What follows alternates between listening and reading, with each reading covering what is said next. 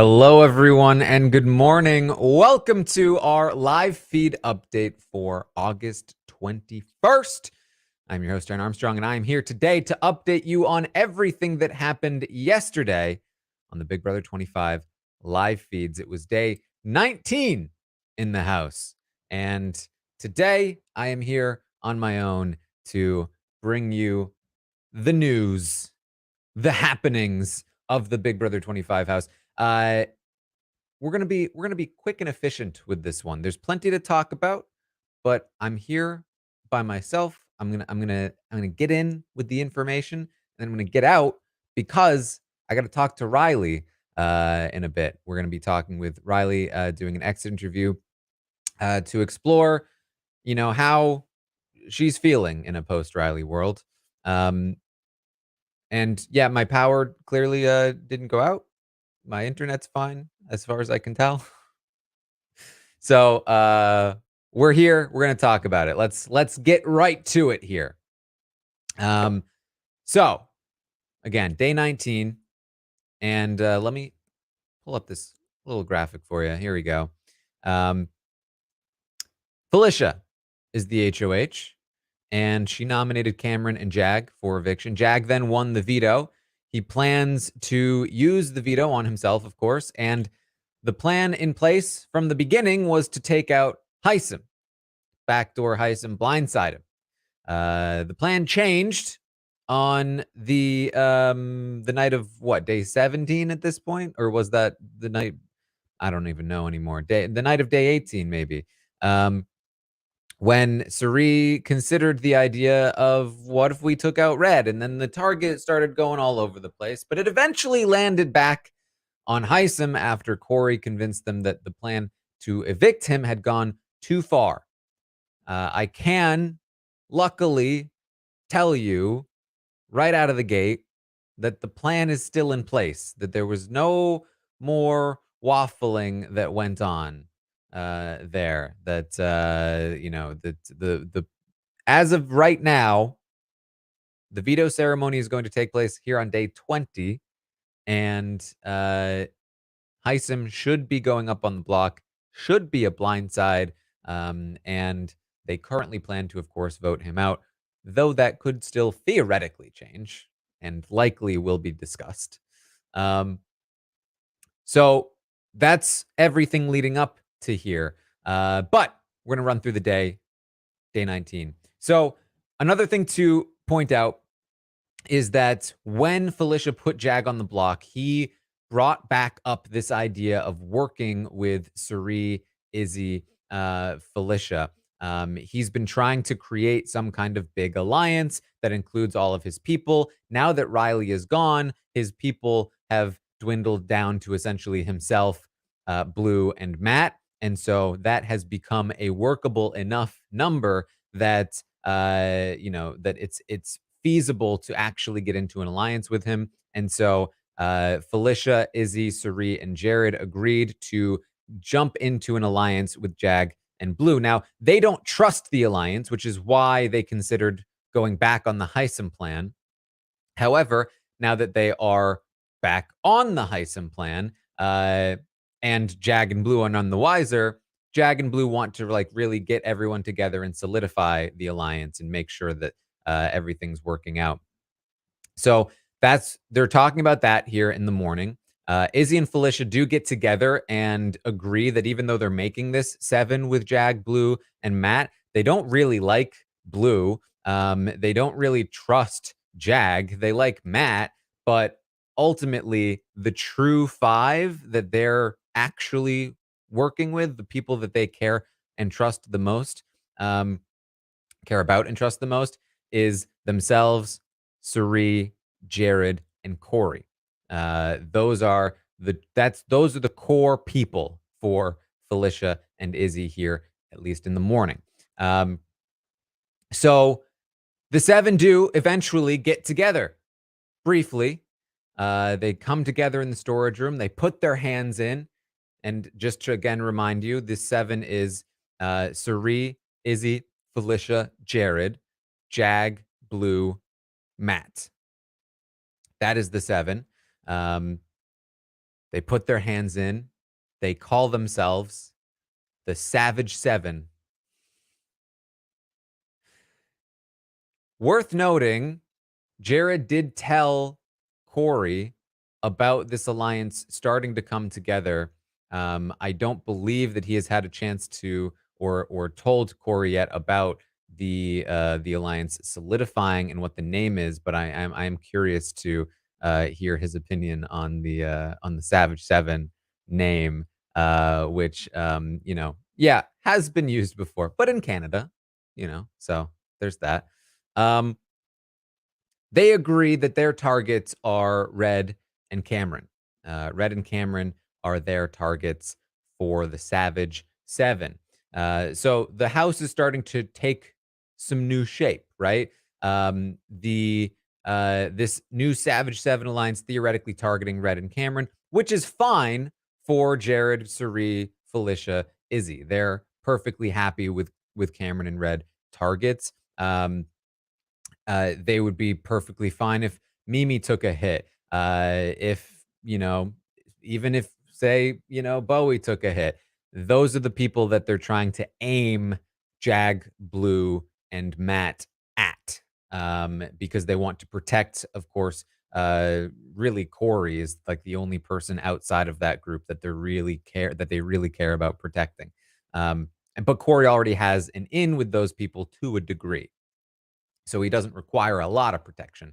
And his name is not really brought up as a target from those people. So America and Blue are going to later have a conversation where America tries to warn Blue that Suri and Izzy are not really to be trusted, that they are in a very good position, that they are like, Blue says, I feel close to them. I think they like me. And America says, Suri is not a player that cares about who she likes. She is not playing this game emotionally. She is cutthroat. She will make the decision that is best for her game.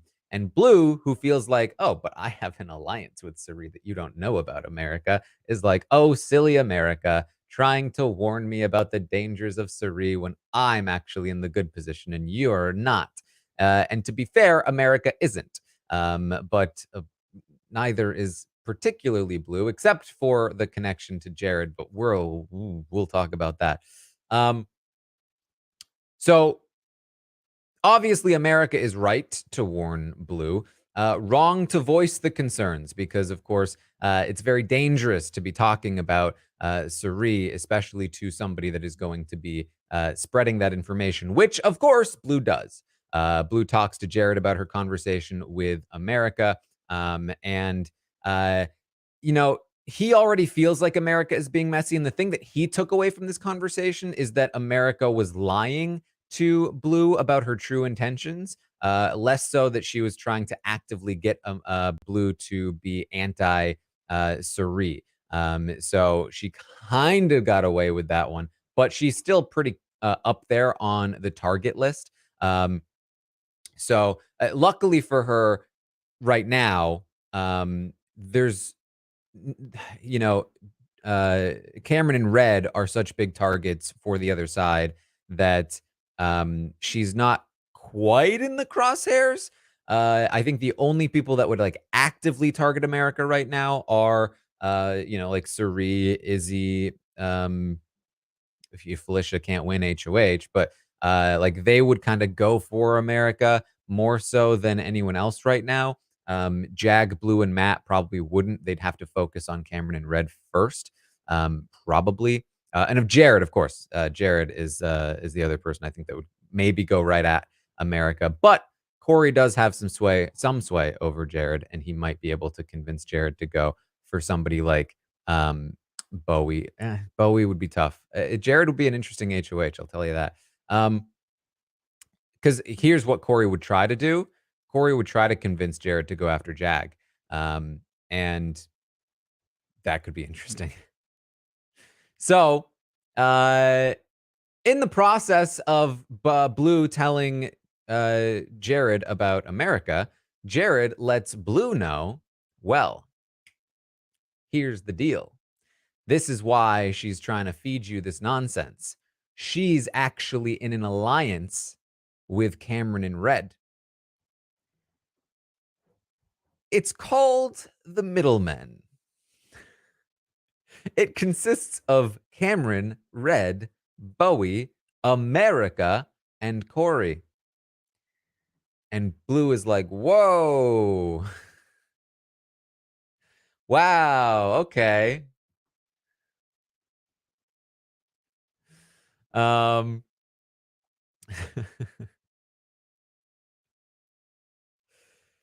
So she now knows that information. Put a pin in that for now. Corey is going to talk with Red and Cameron, and here's why this joke is really just a huge thorn in Corey's side. He never should have made this joke. If you haven't listened to the podcast we did with Corey's brother Zach, then check it out because he gave us some good insight. Oh yeah, sorry. He did name Mimi, I think. I think he named Mimi instead of Bowie. I might have switched those. But either way, it's because I'm just trying to like actually name the people that would be in this alliance.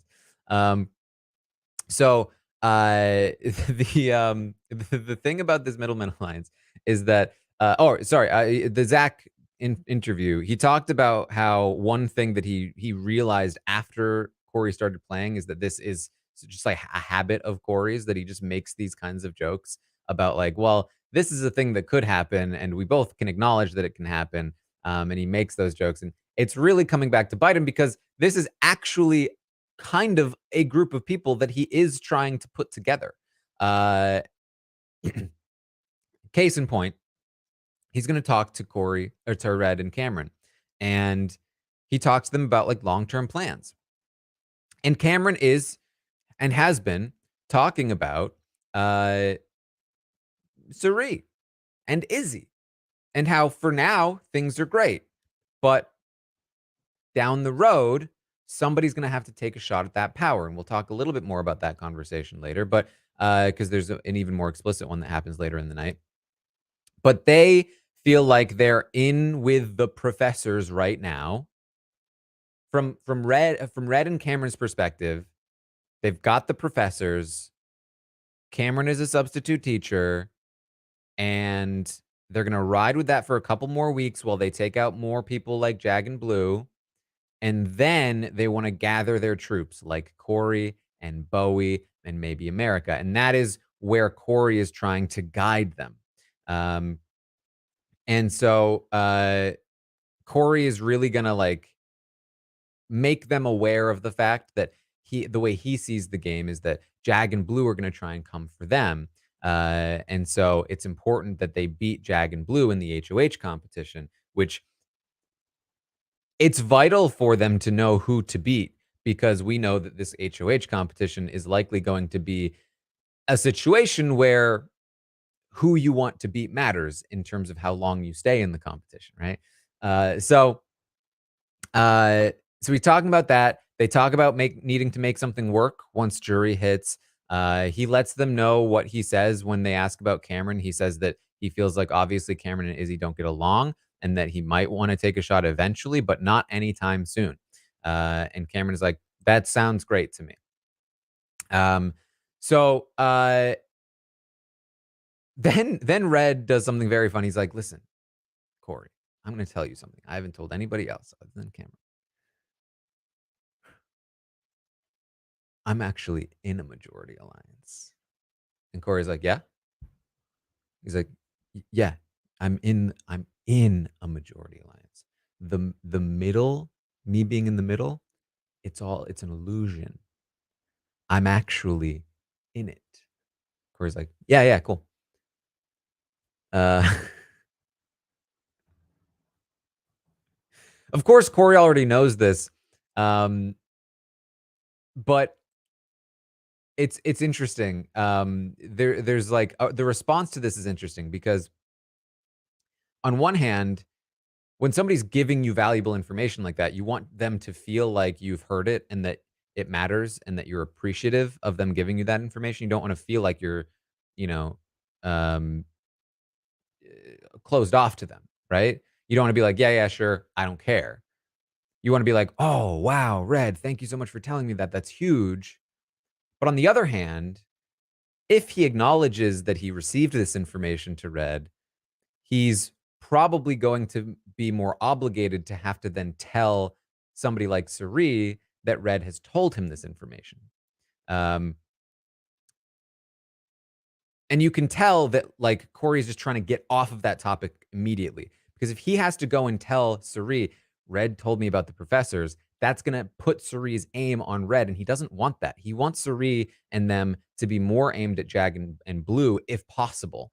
He's trying to keep Red and Cameron in the game because they are more valuable to him than Jag and Blue. And he knows that Jag and Blue are trying to get in with Suri and Izzy and them, and that he needs to like keep that from actually solidifying too much. Um, so I thought this was an interesting response. I don't know how conscious it was from him. At first, I was like, "This is kind of, you want to give people what they want," but then also when he's talking to Suri later about this conversation, and he doesn't mention the fact that Red told him about the professors, he gave himself a little bit of plausible deniability to be like, "Oh, I didn't even realize that's what he was trying to tell me," because he didn't dig into it and he didn't react to it. And theoretically, even if Red eventually leaks out that he told Corey about this, he can be like, "I don't even remember him saying that." Um, you know, I don't know exactly, but either way, it's fine. They still feel good about Corey. Um, they talk about how he says, he reiterates again, like, here's the thing. The main thing for you is that you need to make sure that Jag, Blue, and Matt don't win the HOH because they will come for you. And Red and Cameron say, nah, Matt's cool. He's good. We can talk to Matt. We don't need to be concerned about Matt. And Corey is like, yeah, you do. Matt's not going to turn on Jag and Blue. And they're like, no, nope, Corey, you're wrong. We have spoken to Matt and we'll continue to speak to Matt. And we're telling you, if he wins HOH, he's going to put one of them up. One of Jag and Blue? Mm-hmm. I'm telling you. And Corey, who is a guy that often goes along with things because, it's Boston Rob, right? Is like, I'm sorry, I don't believe that. I think you're wrong about this. I really think that Matt is like a ride or die kind of guy, and he's in with Jag and Blue, and he is not going to turn on them. And they're like, we'll see. He's like,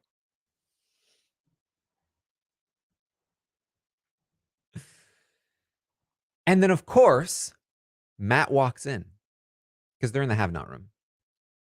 And Corey makes an excuse and leaves.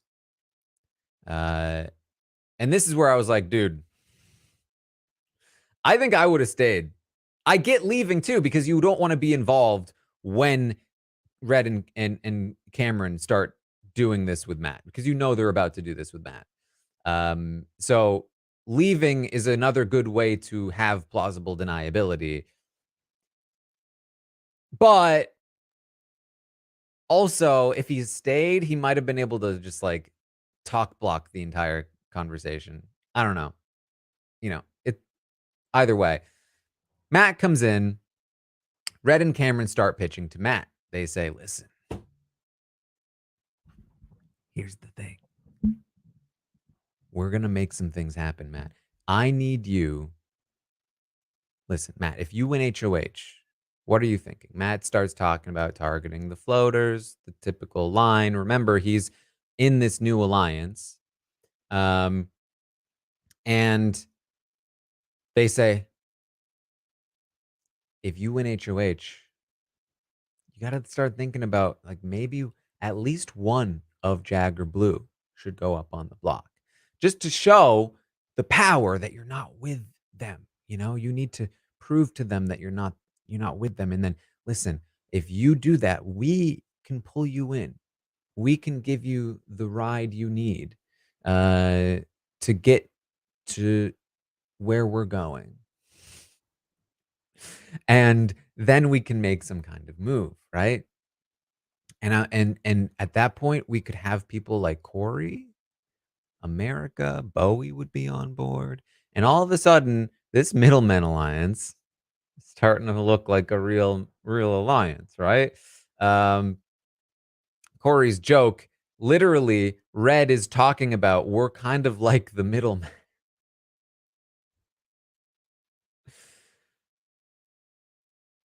So Matt leaves and he talks to Jag afterward. He does not tell Jag the full extent of this conversation. He says that they were trying to get him to target people like again in the middle, like Mimi, um, which I was happy about. I mean, Matt, I think, is smarter than people give him credit for in the house, and more willing to play the game than people expect from him in the house. Uh, like I've been thinking a lot about, like, he talks about how he looks like Tyler. And remember, in BB20, everyone thought that Tyler was this, like, wounded bird, right? And that they needed to uh, resuscitate him after the whole Caitlyn thing. And that he was just moping around and that the whole thing. Like, Matt is actually Matt is the wounded bird that they thought Tyler was with the Riley situation. Um, but similar to Tyler, he is, I think, more dangerous than they give him credit for. That said, and maybe to add on to that, he didn't tell Jag the full extent of the conversation, but he did warn Jag, don't trust Corey. Corey's working on Red and Cameron. He knows that Corey was in that room right before he had that conversation with them, and Corey bolted out of there the second he got in. Then they talked about having Corey on their side, and they talked about how he needed to target Jag and Blue. And so he's, I think, put the pieces together. Be wary of Corey. Now, Jag, I don't think, is really hearing this from Matt, but he mentioned it a couple of times to Jag. So interesting stuff. We then get there's some shenanigans that go on through the night. There's a court case that Corey and America were supposed to work out together, and then he started working out without her. Jag was forced to represent both of them in the court case. And ultimately, I guess theoretically, I feel like Corey came close to winning, but America refused to accept the outcome. And so the case was the case was then interrupted by, they got a camera, they did a bunch of, they talked about who in the house would you want to be in there from the past players. Jag was very, very funny in the court case, which is why I bring it up. Just if this guy could apply himself more strategically and be more active strategically, I think he has the social game to really crush. They do this whole, like, Hollywood Squares thing. There's a lot of shenanigans going on throughout the night, but we got to get back to the strategy. We got to keep this tight. I got to talk to Riley. Jared is going to talk to Izzy about how Blue told him everything about America.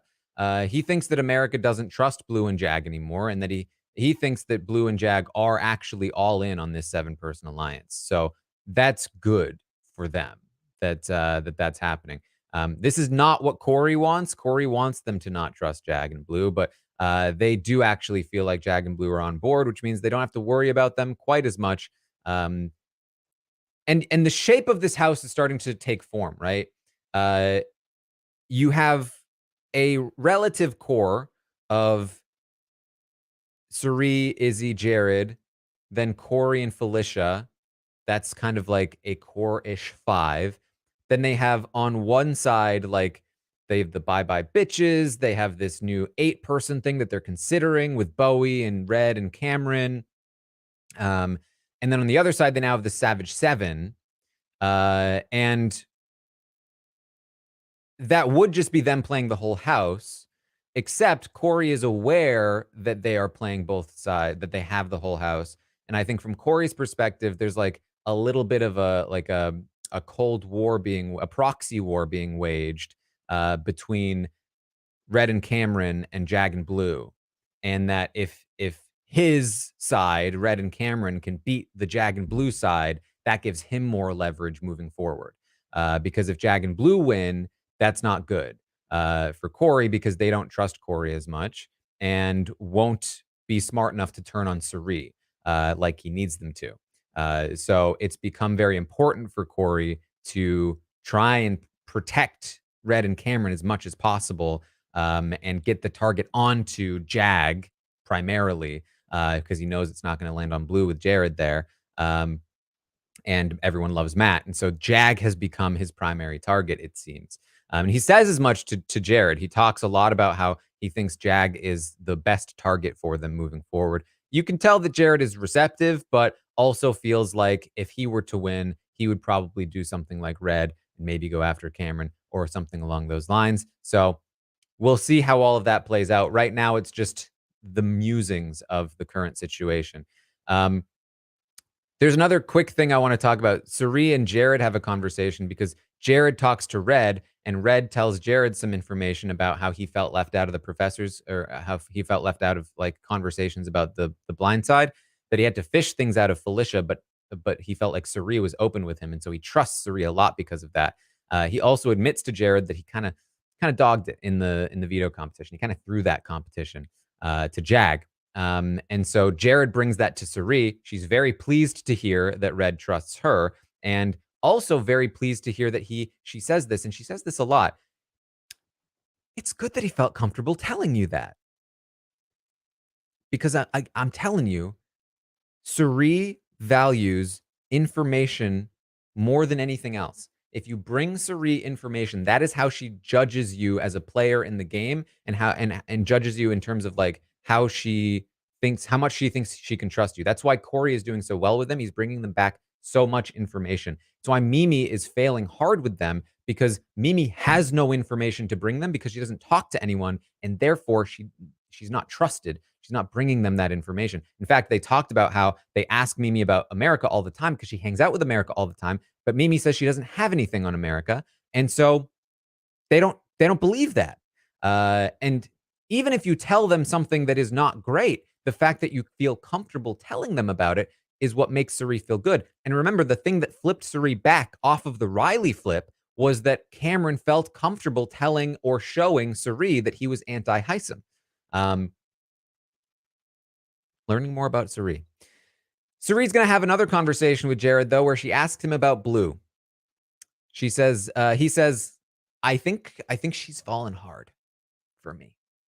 But I haven't expressed anything, to make that happen. And she says, well, listen, I've made promises. You need to stay in the boundaries. And he says, oh, I will. She says, he says, if you're watching the video, oh, I will. Yeah, I will. She says, you're looking away when you say that. Why are you looking away when you say that? Listen, you can't. You cannot cross those boundaries. I know your fancies are tickled. He says, no, it's just the entertainment of it, okay? Nothing physical. And she makes a fit, like, at all. You are not going to embarrass me on national TV. Keep your eye on the prize, Jared. And he says, it's easy. Listen, It's easy for me to not cross boundaries. It's easy. No problem at all. All right. He says, I mean, it is tempting, but I can't. She says, listen, I know you have my sheer willpower. You put that into use. Fuck up. He's like, I know it can't be anything anyway. It's not ever going to be anything. Izzy interrupts the conversation. He talks to Izzy about it for a little while. And then he's going to have a long conversation with Blue and Jag. Briefly before that, Red and Cameron do talk some more. Cameron says Suri is the one calling the shots in this house. Red says he hopes he never has to be the one to take that shot. And Cameron says that's the winning shot if you take it on Suri. So Cameron is getting there, right? But let's talk about Blue and Jag. Let's talk about Blue and Jared. But first, I have to talk about Blue and Jag. Blue lets Jag know about her conversation with America and how America's trying to warn them about their relationship with Suri and Izzy. And she's like, but she doesn't know that we're in an alliance with them. And she says that Jared told her about an alliance called the Middlemen. And Jag is like, what? Middlemen alliance? They say they both agree it makes no sense for them to target Suri and Izzy. They would never do that. That doesn't make sense for them. Jag is like, I'm just surprised. Apparently, America's in an alliance with Cameron.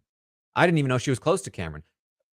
Corey was talking to me earlier about how he's not in a showmance with America. If anything, she's in a showmance with me and Cameron. I was like, Cameron? She's like, yeah, he's close. She's close to Cameron. He's like, I don't understand why. How did Jared know about the Middlemen alliance? She's like, I assume Corey told him. He's like, why would Corey tell him that? That doesn't make any sense. He's right. It doesn't make sense. Think, Jag. Follow that trail. He's also shocked to learn that another thing Jared told Blue is that America was never going to vote to keep Riley. And he's like, what? Big news dropped on America. Her position continues to rapidly fall. Blue is concerned about them having to show their cards if they win HOH, but they think that probably the right plan for them is to just continue to go after somebody like Red, or maybe go after some middle people if they need to avoid exposing their position. Finally, let's not waste too much time here. Jared and Blue, you've probably seen some stuff. Jared really wants to share his secret with Blue, but he knows he will regret it if he does. So he doesn't yet. But he does share a different secret. He shares the secret that, that ex-girlfriend isn't quite as ex as maybe he was making it seem. That, like, maybe she might be in control of his social media and also has his dog and, it's, I mean, maybe now.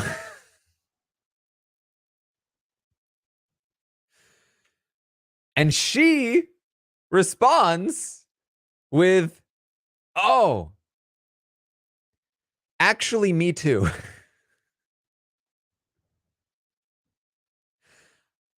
I also might have somebody at home that I might have promised that nothing would happen here, and I might have been very adamant about it, and I might feel pretty bad right now about the current situation, but I feel like I wasn't lying because I fully believed it was the truth when I was telling them about this before I came on. And so here we are, both of them with people at home that are likely no longer people at home. And you know, I'm not going to get into social media, but if you want to check into what's going on there, you can. He says this is bad enough with just surface level intimacy. What happens if we... And I'll just leave it there because it'll happen. And that's where things are. I mean, huge progression in their relationship. I think he's going to tell her at some point about Suri. I really do. I think it's developing. I think this is going to become a full-blown thing. And they're going to have to incorporate Blue into their whole thing. And it's going to be weird. It's going to be real weird. So that's it. That's what I got for you from yesterday. No major movement for the first time. I'll let you know what the house structure looks like coming up, this kind of proxy war that's happening. The Jared and Blue stuff, big. The secret may be coming out. Suri and her reaction to all of this will be interesting. Blindside coming up today. Heisem still doesn't know. So we'll see what happens with the veto ceremony. I'll be back tomorrow morning at 11 a.m. Eastern to update you on everything that happens today on the Big Brother 25 live feeds. Find me over on Twitch, twitch.tv/Taran Armstrong. And I will see all of you next time.